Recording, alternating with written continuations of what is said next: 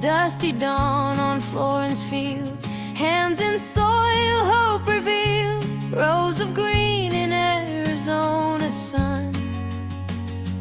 Each seed planted, work begun. They feed the hungry, hearts are full, from 6 acres where fresh fruits pull to senior homes, veteran doors. The harvest spread for those who've known these chores. Learning how to grow, learning how to heal, we share the land, share every meal. Future forward, take our hand, grow this hope across this land. Neighbors caring side by side, in every garden lives our pride. From the sea to the soul we sing, feed the hungry, let love ring.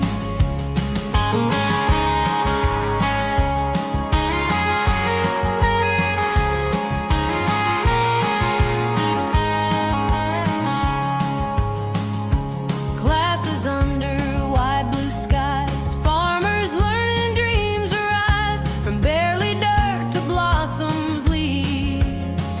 Each lesson shared, each heart believes. Reaching out with harvest share to pastors, food banks, senior care, organically grown, fresh and clean. Nurturing health where need has been. Hope is tending, roots go deep in this promise. Watch us reap. Future forward, take our hand, grow this hope across this land. Neighbors caring side by side, in every garden lives our pride. From the sea to the soul we sing, feed the hungry, let love ring.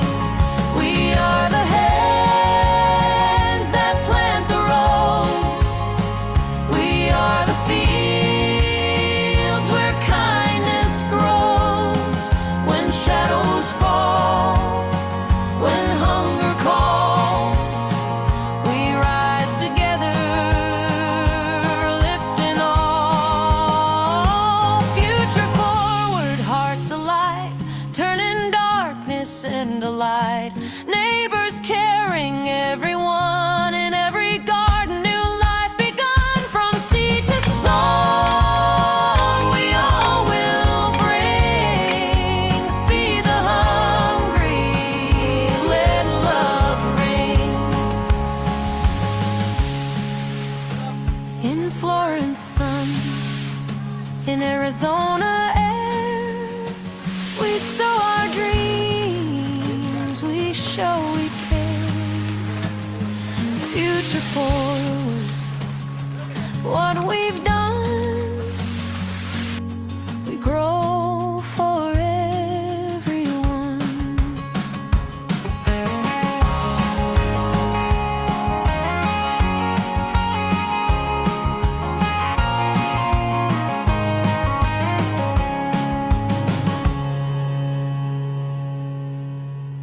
Any reactions? Incredible. Yeah, it was more about us than the university. I'm sorry, but No, that's great. I want to give credit to Mike Lamb, and I want to tell you a little bit of the story and then ask for his inspiration.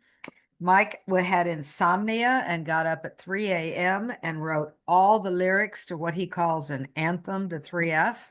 And then he got on AI, and you want to tell us what you did? So I did wake up in the middle of the night, had this urge to start writing. I'm writing a book, so I'm always getting up in the middle of the night. But I started thinking about everything that Future Forward Foundation has done in the last 15 years. I've known about it for about 6 or 7, because I met Lina, I guess 7 or 8 years ago.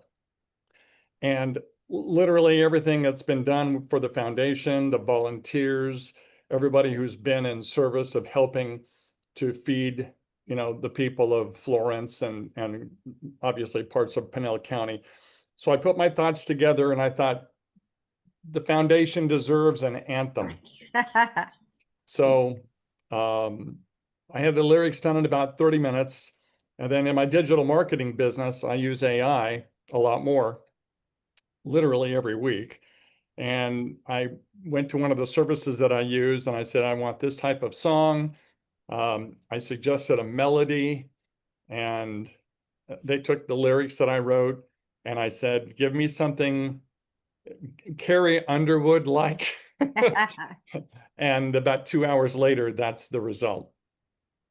And I Wow. titled it Feed the Hungry, Let Love Ring. It's a wonderful gift, and thank you for your inspiration. We've got this agenda down to the minute, so let's go on to the next one. All right, let's go. This is our inaugural class online, you guys, so we're practicing all this with you.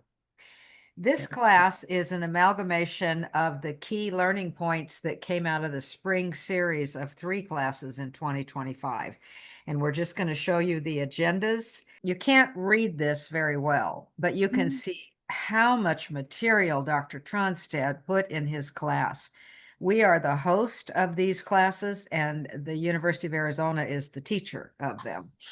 And so he brought in several people, taught many things, and it was very content heavy. And then we had a great farm tour afterwards. We'll talk about farm tours in a minute. Next one. This was the one in March. We did this at the beginning of the month, 3 months in a row, and it was an all-day event. They got a huge bag of food. I'm famous for overfeeding everybody. It was like a bag of groceries. That's what it was. I taught in that one the value of having a nonprofit and a for-profit, and I have that PowerPoint. If anybody's interested in that, I can send it to them later. But Dr. Tronstad made a whole thumb drive of everything that was taught. So if you want to learn more or dive deeper, just let me know. We'll get you the info. Next. In this one, you'll notice that I taught in the beginning how to build a desert vegetable garden in the Arizona desert, because a lot of the motivation for new people signing up with us for our classes is they want to feed themselves in their own backyard and they want to learn gardening. So we just said, this is basically a beginning farmer and rancher class, but we threw it in and everybody's happy. And 2 of the handouts that I used for that class, the series of events of how to build a garden and a planting chart of which month to plant which kind of food, is at futureforwardfoundation.com afterwards. Tell them how to use chat and that we will answer all questions at the end. Okay, so in Zoom, you have the ability to click chat at the very bottom of the screen, and you can put a question that you have at any time during the presentation, and we will answer these questions in order after everything is done. We'll have a nice Q&A session, and we'll go back. And if you have any questions about anything at all, just put them in the chat. Okay. Future Forward has grown. We have been around 15 years. I've had a contract with Dr. Tronstad for 11 of those years. It's been a wonderful gift to Pinell County, his teaching. But we have 3 websites now, and this is also posted in our website afterwards. But if you just want to take a picture of the screen, I would like for you guys to go and look at all 3 of our websites and see all the stuff that we are doing. They're kind of interrelated, and there is usually a toggle button on every website to go to the other 2. So I just want you to know all the things we've got our hands in these days. Oh, that's the homepage of all 3 websites. Harvest Share is for the 4 meals a year, 400 homes we deliver to of shut-ins, veterans, disabled, the poorest of the poor, and the whole community helps collect the food that goes into these distributions. High Tunnel Success I will use as part of my presentation soon, but I did get a contract from NRCS after building 2 high tunnels. They decided they want me to help all the rest of you figure out how to apply for one. And part of my contract was to make a website that we can all talk to each other on. And then there is the homepage for Future Forward Foundation. Dr. Tronstad has been teaching us for 11 years, and as an introduction to his presentation, we put together a homage of a picture collaboration, and we just thought you'd get a kick out of it.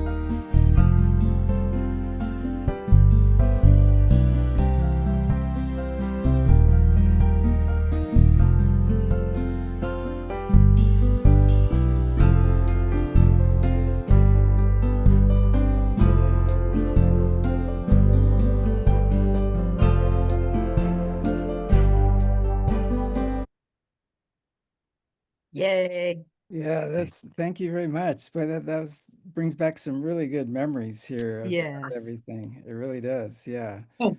So, yeah, that's fantastic. And thanks so much for Mike and Lene and everybody else involved for putting these on. I know every time we did a training in Florence, there was a lot of people involved. Yeah. So thanks a bunch. Yeah. And today, one of the focuses of our class series has a lot been about, especially the last couple of years, adapting to warmer temperatures and just water retention and everything. So I thought I would go over that some. And I have a few new slides, some new things that we actually didn't cover just because I know we're so uncertain as to when the next time we might be able to meet. We're still working on maybe trying to get some more funding and everything, but I thought it'd be good to go over a few of these things on another research project that I'm involved with as a part of, but some of the other people have been at our courses and talked before, but they didn't have these results here at the time. So this shows our temperatures here for Pinal County, how they've been increasing here. If we look at the average temperature here for the month here, and you can see we've gone, from up there's a 96 up to over 100 here on the highs there. So we've increased, almost 4 to 5 degrees over the last 100 years. If we look at it in terms of like 12-month averages here for high and low, you can see we've also increased, not quite as much as with the highs, but almost, going from around uh, just a bit over 66 just to up over 69, about 3.5 degrees. So that has really made it challenging in terms of retaining water and everything in our soils. So soil organic matter is one of the keys to holding more water, as just shown in this publication here uh, by Hudson. And next, if we look at uh, this other publication here, Mike, uh, they're on the experimental treatments here in this old field here as well. As the organic matter increases, the water holding capacity increases. So what are ways we can increase our water holding capacity? So, I mean, we can add amendments. There's organic amendments, which we'll talk about some, mainly what we're more familiar with, composting and in particular of different things.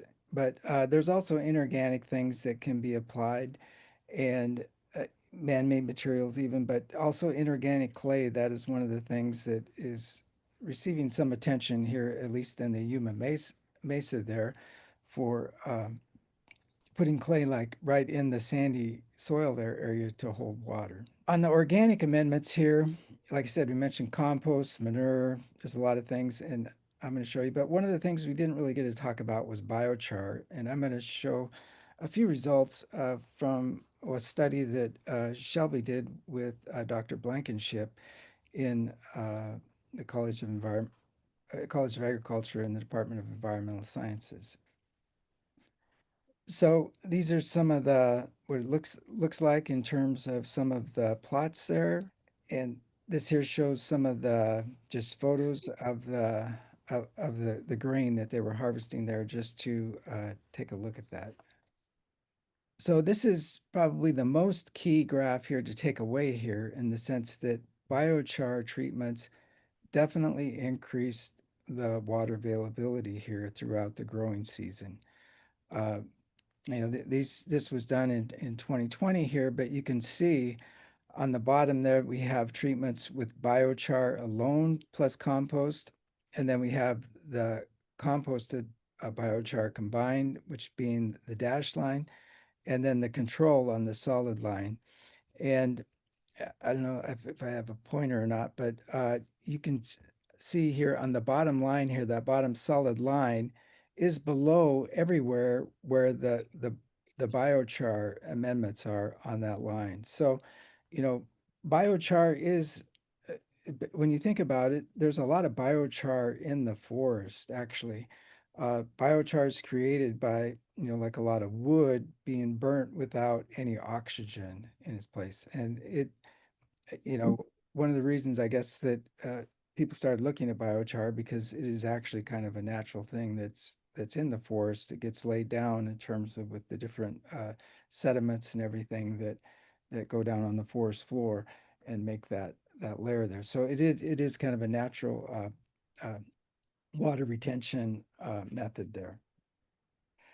We also have things that really help with water retention, and we've had different farm tours showed us how they've used plastic mulch. This is just an example where you're putting the drip under the plastic mulch there, and that really helps with weed control as well as water retention. Having shade cloth above the plants as well is another way to kind of retain a little bit more moisture by protecting the environment there. And we also think of here cover crops as a way to improve our moisture retention. And if we compare, bare soil on the left versus cover crops on the right, you can see with the bare soil, we have CO2, water, and soil erosion all increasing, where with our cover crops, you can see the CO2 is going down, the waters is infiltrating down in the soil instead of just evaporating, and we have that soil cover there, so we're reducing our erosion. I'm just going to show some results here related to a study that we had going on in just downriver from Pinal County, down towards Gila Bend there, and where we were looking here at the impacts of cover crops, where we were doing best management practices as well as integrating grazing with sheep and these biological soil amendments. So again, as we noted, cover crop challenges in the Southwest, water scarcity. I mean, cover crops do require water to grow, so that makes it difficult for implementing cover crops. We have a lot of extreme weather in terms of heat as well. Just getting cover crops, it's not as easy like being in the Midwest, where maybe we could just plant a cover crop in the fall and then have that benefits from that. We have a lot of salinity issues, finding suitable crop species for cover crops, as well as lack of information. So there are a lot of challenges. One of the things I think I like about the site here that we chose is that at the Oatman Flats Ranch, down by Gila Bend, it is really pretty hot down there relative to a lot of the state.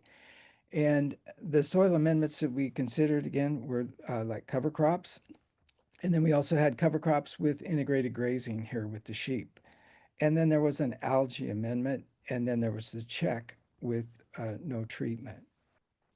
So some of the cover crop species that were used here, we had like uh, y- Sudan grass was one of them as well, but we had a lot of legumes that were planted in, as well as buckwheat was one of the cover crops in the mix, and flax and some safflower. So there was a lot of different things were put into the cover crop mix here to get a fair bit of biomass there going.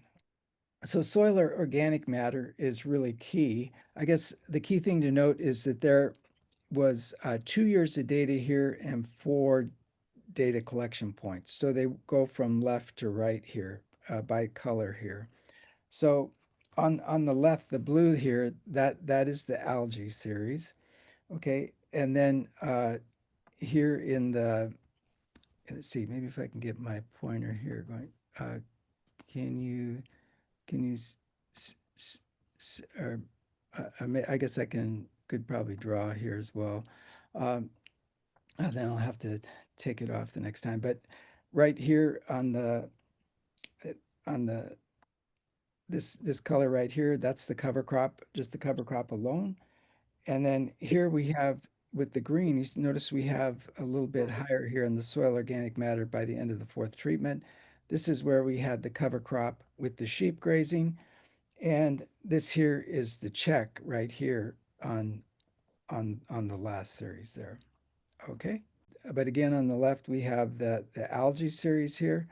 And then we go to the cover crop, and then we go to the cover crop with the sheep, and then we go to the check. Okay, so you can see there's maybe a little bit more available plant nitrogen here, especially towards the end here, with regards to the sheep here with the cover crop here on this series. And next, if you can see, this is the sheep with the cover crop here, a little bit significantly above the other treatments in this here scenario here. Soil respiration, that is a critical measure here of soil health. And it is also highly related to, the microbial activity in the soil as well as the fertility in the soil. So we look at some of the measures there with regards to soil respiration. Uh, you can see here with the series here on both the algae and the cover crop with the sheep, we had like an increase here in our soil respiration measures over the 2 years that we were collecting on the data there. So microbial available carbon here, that's also something that's important here in the soil health. And I guess one of the things to keep in mind with our soils, if we start dropping below that 25%, I'm told, that can be, somewhat of an almost an environmental issue there to consider about. If we look at our data here, what we found again an increase here in terms of the microbial available carbon here when we had the algae series, as well as when we had the cover crop with the sheep here growing on it. And notice that even just the cover crop alone is a little bit above here over here where we have on the check on the far right. So the organic nitrogen release is also related to our soil fertility. And, I guess one of the things to keep in mind that the nitrogen released through this microbial activity works as part of the nitrogen cycle there. And again, having a higher number here of nitrogen release denotes healthier soil.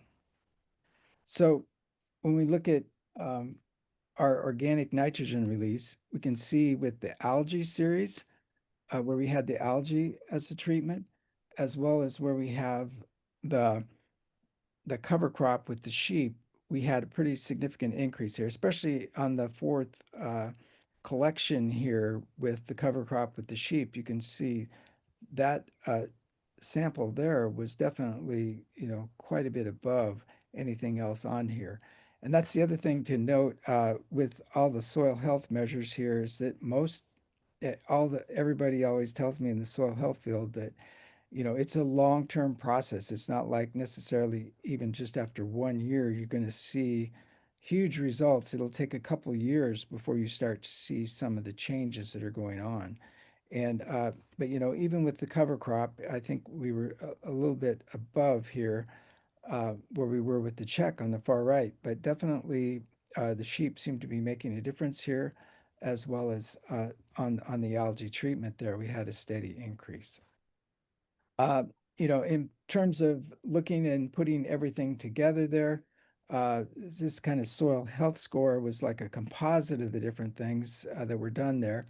And I guess this is probably the bottom line and main thing to take away from here is that even just using the cover crop alone, we saw, somewhat of an upward trend here in our soil health score. And also when we had the cover crop with the sheep, we had, an upward trend. And, obviously it gets complicated because just different seasonal conditions of when we collected these, that can make a big difference here in things in terms of just the nitrogen available in particular. But relative to the check, we did see upward trends in all of our treatments compared to what was going on with the check plot at the same time. Okay, so I guess when you're thinking about, what you might do for possible soil amendments, definitely consider the biochar is something that might be if you have a source for that. Also, in terms of cover crops, think of how you could maybe integrate those in terms of your practice there, because even if you don't have animals or sheep to graze on them, we did see an upward trend here. And on the algae, I guess, it's still not commercially available, as I understand, or that readily available for everyone. But I think just stay tuned in terms of there may be some other things coming on the horizon that will help us in terms of dealing with our soil moisture that are out there. So I'm going to switch a little bit to some of the other things we talked about quite a bit, and that is a lot about what direct marketing is about in the sense of, trying to get more of the consumers' dollars spent at the retail level here on food. I mean, the farm share on average is about, 14.9% of every dollar that goes into the food supply. And a lot of that is made up of farm inputs, so that the added value at the farm is really only about half of that. So one of the ways to get some more of this value is when we think of some of the things that are at the top of this pyramid here, things that are almost like status cause issues when we have our production. We think of, if we're growing in an environmentally friendly way, more so, I mean, organic as well as one of the things we think of being nutritious, safe, and affordable, but we also think of it as being, hopefully better for the environment and everything as well. So uh, that's just something to keep in mind. And there's this publication we have on certification and labeling considerations for ag producers that kind of goes through this as well, if you want to look this up on valueaddedag.org. And having a unique product here is another way to get more value here. This is out at Joe Marlowe's place down by Benson there. He's got these zebra radishes here that he is fairly unique, and he can get some restaurants to buy these for upwards $8 to $10 per pound, but he's limited in terms of how many pounds he can actually move. So that's the other thing to think about it. But you have to think about, well, we need to be doing something that they just can't buy elsewhere at the grocery store readily, easily, and provide a niche there. But he's got a whole a portfolio of other things that he offers as well. So he's just not selling one thing either. So in terms of like increasing your market, this is an example here. I know where Corey, he uh, doesn't really care for the taste of these purple peppers here, but he said, like he says, this is what really sells is something different, and the purple color here. So he grows them. So. And what was also interesting when we were talking with him is that you can see the watermelon here is broken open. That's part of the challenges out there. The deer were coming in and pretty much eating most of his watermelon. that's the downside. The good side, he says, is they were finally leaving his peppers alone, so that he had those. But when we think of growing here in the desert, we often don't underestimate the challenges that we have with the vertebrate creatures that are out there. And we have a desert environment, and we have this green oasis, and boy, they like to come in and get whatever they can. Yeah, I listened to this presentation the other day on kind of gastronomy tourism in Italy, and I thought this might be useful for people just thinking about things in terms of agritourism and whatnot. But what I found interesting here in terms of the presentation is that what ranked the highest on people in terms of what they wanted to see is they wanted to taste like traditional dishes that were made solely with kind of like local ingredients. And they also wanted to see and experience landscapes that preserved their agricultural character. Those were at the top. It wasn't so much the thought of visiting a historic company or meeting the locals, but actually, kind of experiencing the food that was grown locally there was at the top of the rankings there for their tourism experiences. So, when we think of our direct marketing options, there's a lot that are there, uh, going from selling to restaurants to CSAs, on-farm sales, like food bank, even like Future Forward Foundation does there. There's also, local food hubs and institutional food service sales. And I thought I would just highlight uh, one thing that's going on with these last two here that I find quite interesting here in southeastern Arizona.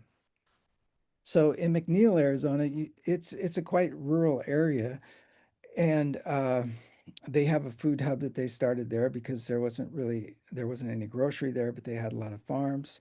So they put together like a local co-op. They have a store as well there, but they have delivery around.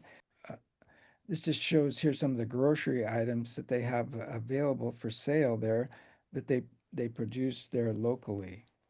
One of the things that I found really interesting about this food hub here, and I found out about it from well, Melanie Hingle at the University of Arizona is kind of working on this as well. But they have a study going on where they are working on, they're enrolling like 20 people with diet related ailments here, and they're going to provide them a locally grown produce for 90 days, and they're going to monitor uh, a lot of the patient's key measures with regards to blood pressure, sugar level, body mass index, and take this approach in terms of food as a medicine here, and see what kind of a difference they are getting there with regards to eating a lot healthier than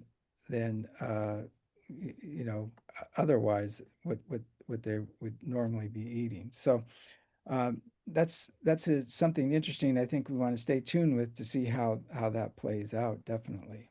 I put this graph in here as well to just show us kind of how in the U.S. we really we just spend a fraction of our income on food here compared to other countries, and food at home expenditures here are less than, 10% of our income. Whereas you can see even like in China, Mexico, they're spending 20 to 30% of their food or their income on food. Even India, 30%. And even, you go to like Nigeria, they're spending, 60% of their household income just on food, you know.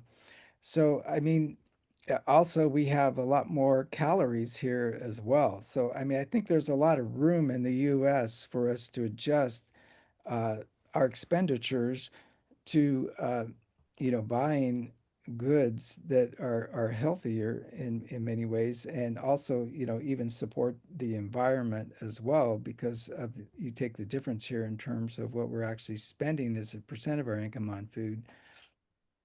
versus a lot of other countries and the calories that we have here. So it's not that we're short on calories, we're just kind of short on quality in our diets. And hopefully, our local foods and fruits and vegetables in particular can fulfill that niche there. So just to wrap up, I think one of the things we also learned is that water is really critical to any uh, operation that goes on, and if you're paying water for the city, you got to really get good value out of your water. Because 3,000 or $3.07 per thousand gallons, which is cheaper than what I pay for my water at my house here. That's $1,000 an acre foot. And you got to consider that a lot of commercial farms in Arizona are just paying, less than $100 an acre foot. So it gets really difficult. Also, the quality of the water is an issue as well. I know people that have drilled wells and have had to uh, buy buy the city water because the quality wasn't there for their fruits and vegetables. So definitely our temperatures are, getting warmer here. We have to think about, what are ways that we can use our water more conservatively. And also, the costs become more as well. When we think of warmer temperatures, more labor, more, deeper pumping costs, and everything that all fits in there.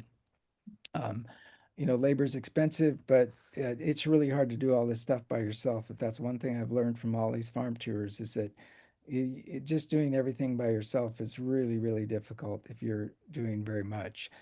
Uh, you know, our production soil amendments, those are things we always need to be looking towards. A marketing side, that's many things we covered, and the things why we keep a lot of records here and had classes on that as well is we want to make sure that you are getting a price that will cover your expenses here in particular. So with that, I think I'm about probably over my time, and thanks a lot.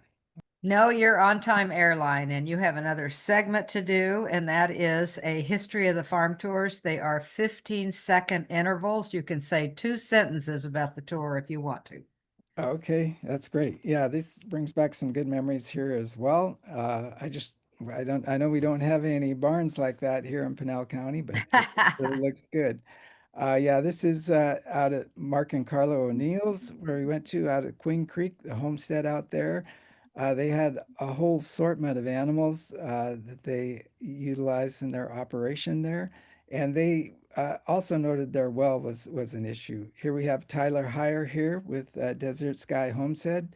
Those mobile co-ops there are the chicken tractors that he had there really worked well, and I think other people have adopted some of those tractors as well there.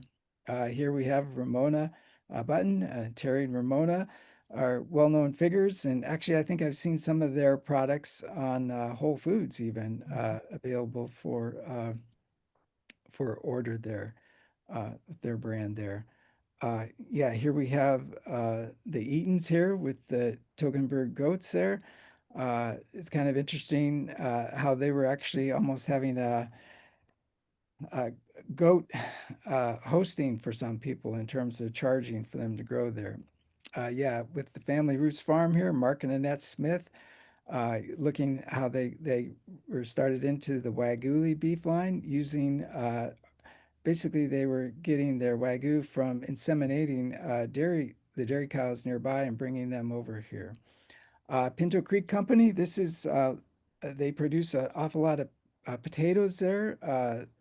Byron and David Layton there gave us a great tour of their facility there, and they uh, grow a lot of potatoes there that they process. John Nevitt there gave us a great tour, just talking about the alfalfa production there in central Arizona, and just how much goes to the horse industry as well as how much is going to others, the dairy and other sectors. Steadfast Farms, Eric there always never ceases to amaze us. Everything he has going with changes and marketing directly there with his farmstead stand there or his farm store right there in the public. Agritopia as well in the Mesa area there. Kelly helped set us up, and then Herbert was involved in some of these trials that we did there with regards to putting on grape pumice as a compost amendment there. Rail 3 Ranch, we had Shad Beebe there. He gave us a couple tours around about his operation, and this was on the place that they had just recently bought uh, down, I guess it'd be south and east of like Eloy. Here we have the cotton gin here, just giving us update in terms of how the gin operates locally there, and all the different things that they run, even in terms from the cottonseed there.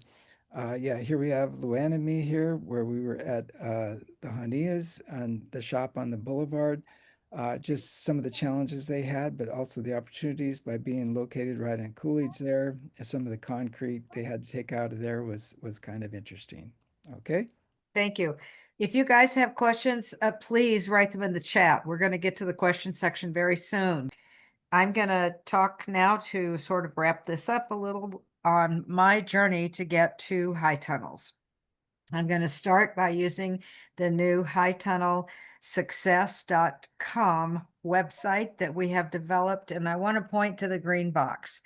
The high tunnel is a semi-permanent arched plastic covered structure used to extend the growing seasons. A greenhouse is a more permanent structure, usually covered with glass and used to grow year round.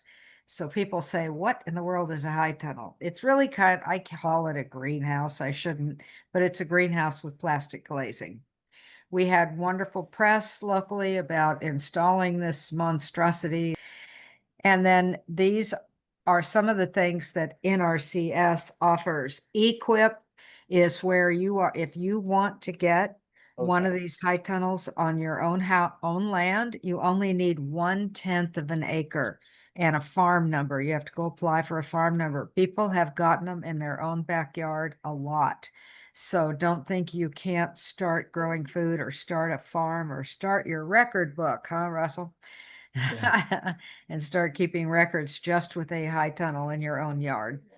The other three projects are really more large scale conservation things that are done near forests, et cetera, but you should read about them.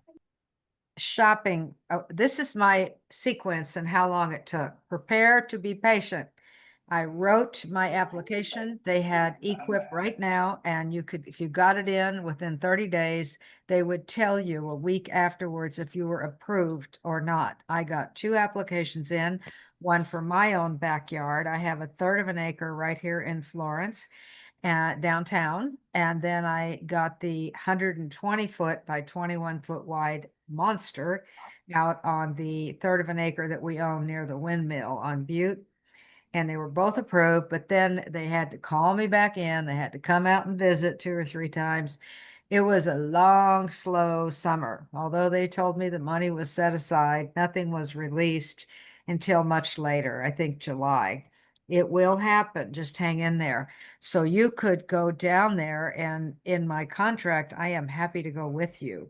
They want me to take you to the office and make it look less threatening and make it easy to apply.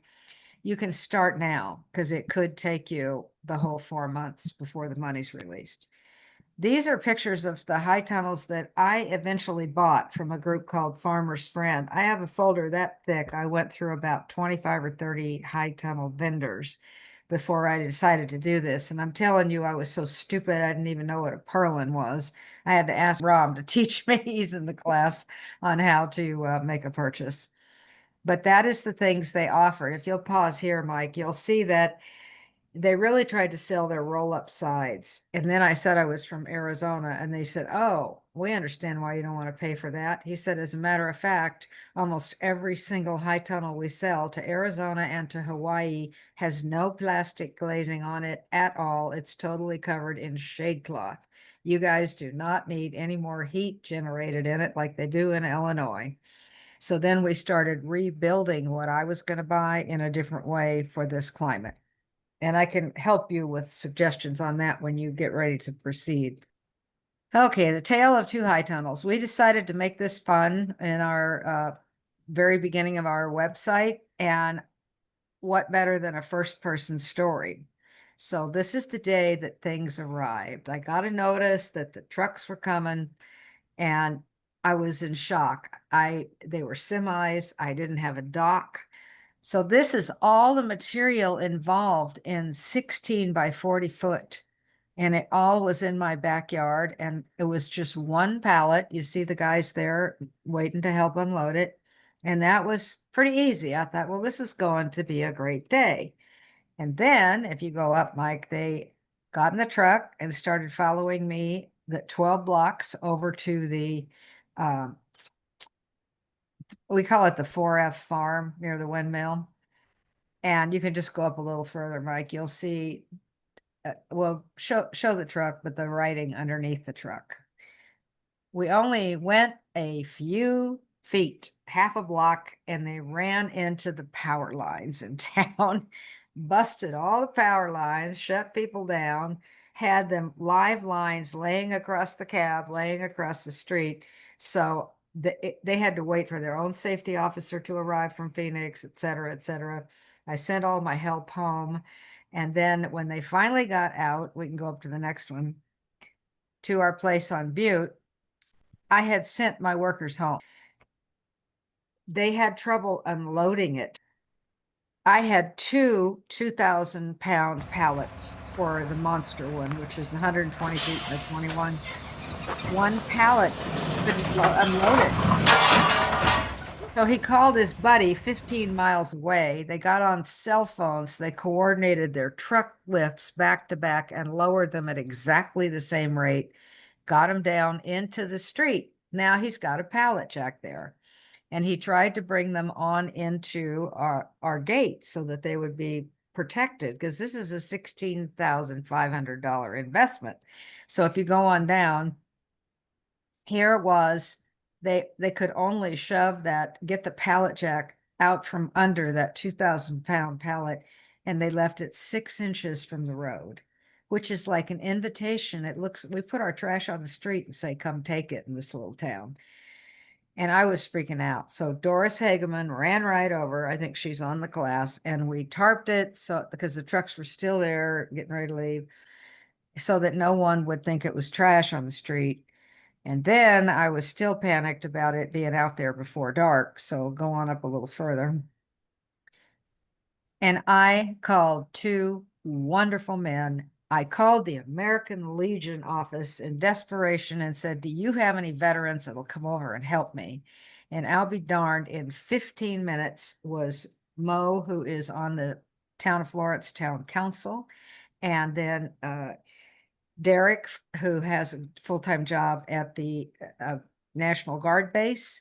They came over and worked till well after dark so that nothing got stolen. That's the whole row of plastic. That thing was so heavy. And I didn't have any movable stuff except a wheelbarrow. And they loaded all that stuff across a wheelbarrow and brought it in. Go ahead. I was just blown away. There's the 2 men. Oh my God, they're saviors in my book. So this is inside of our 1/3 of an acre garden over there. Go ahead. And we haven't told the next chapter 3 and chapter 4, but I wanted to get this website up and running.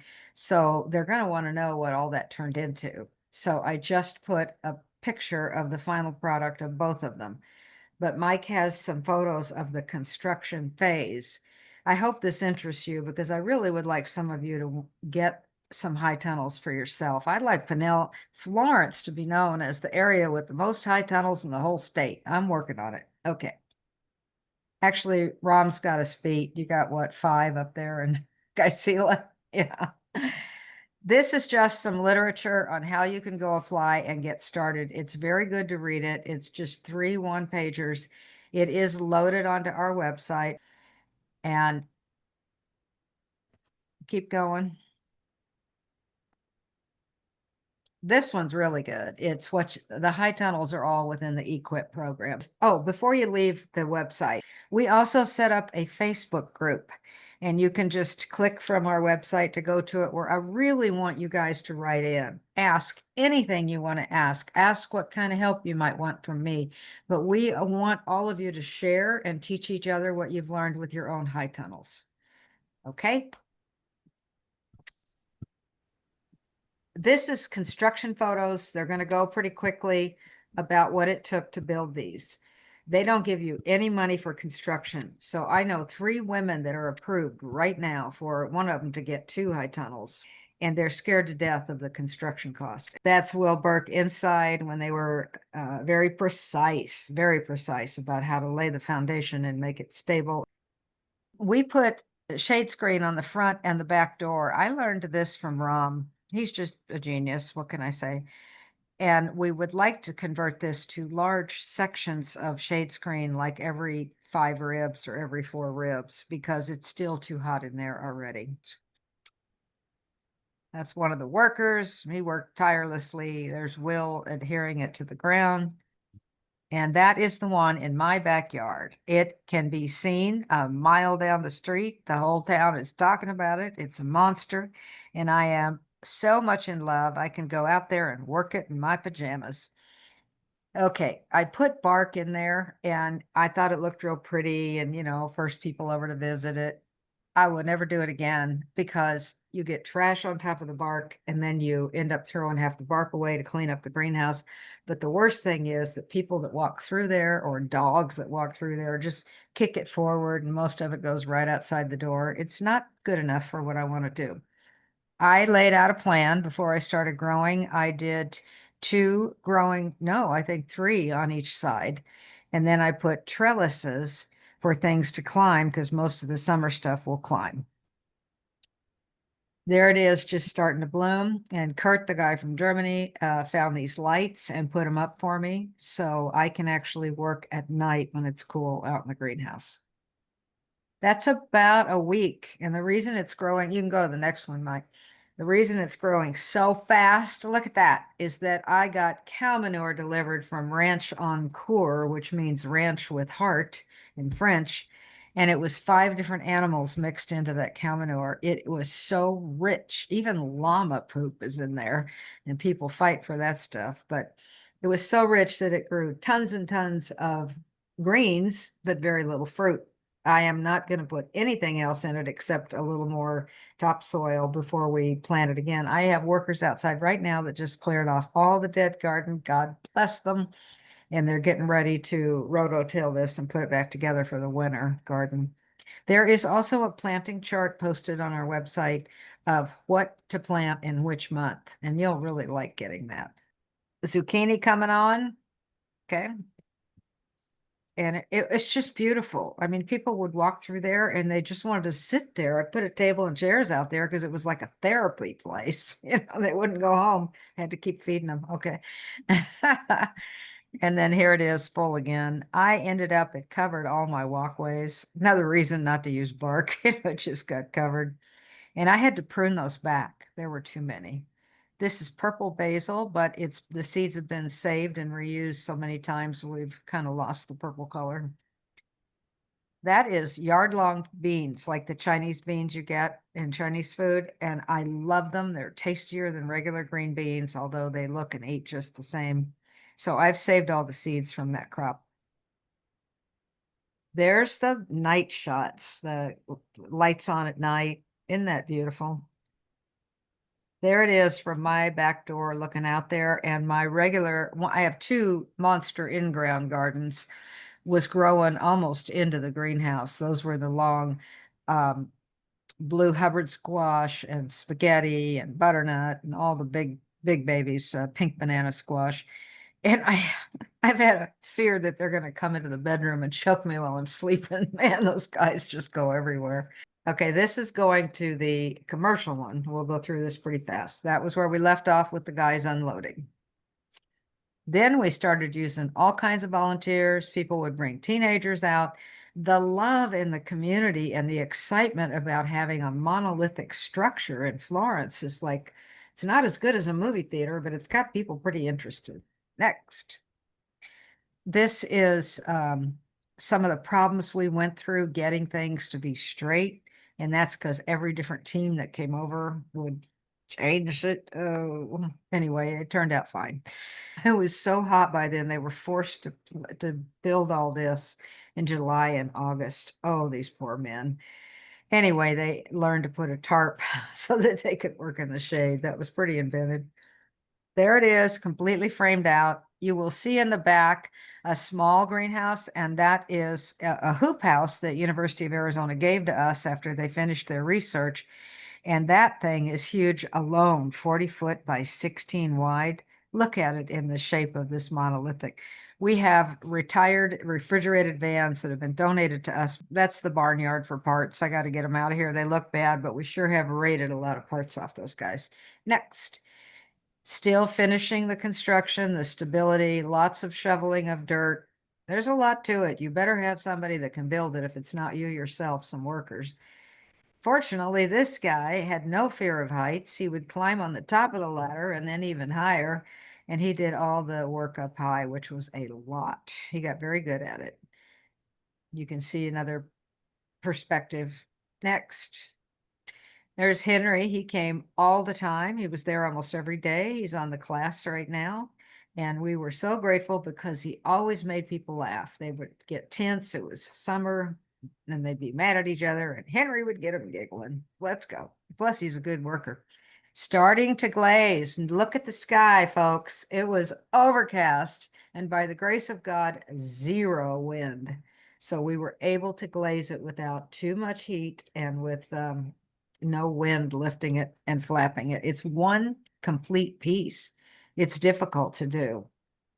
Next. Oh, that's a great perspective. We have subsequently taken all the plastic off of that smaller hoop house from U of A in the back and completely covered it with shade screen. And it's our plant. I cannot put anything on tables. I can only grow in the ground with this. I should never have signed a contract that way. I have so many hopes and desires of what to do with this building, especially with all the new people moving in here. But we covered that as a plant propagation building right now and all with shade cloth. We upcycle everything. Kelvin is on our board of directors. He came right over and brought me so many sawhorses from Harbor Freight because they're waterproof and started setting up some racks for us. Next. And there is Mike Lamb, and he is 6'2", and he still doesn't even look like he's reaching very high into. Oh, there's the shade in the back. Do you see how this group completely covered that with shade screen? That cost me an extra $800, but it was worth it to use it in that way. Next. And that's Will Burke on the right and people from the Florence Food Bank. And they all came out when we called, and we called all over town because we needed about 20 people to pull that plastic over that thing. They all showed up within 5 minutes. And this is a video of that. Listen to the sound. It's like the ocean. There's Doris.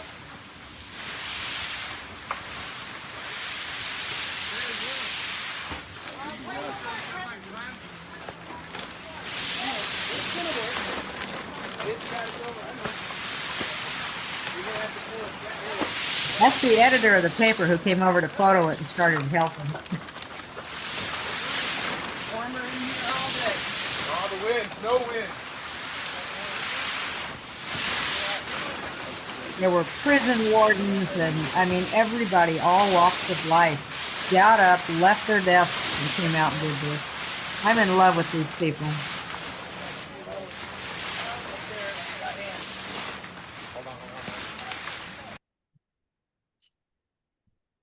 Okay, this concludes my presentation.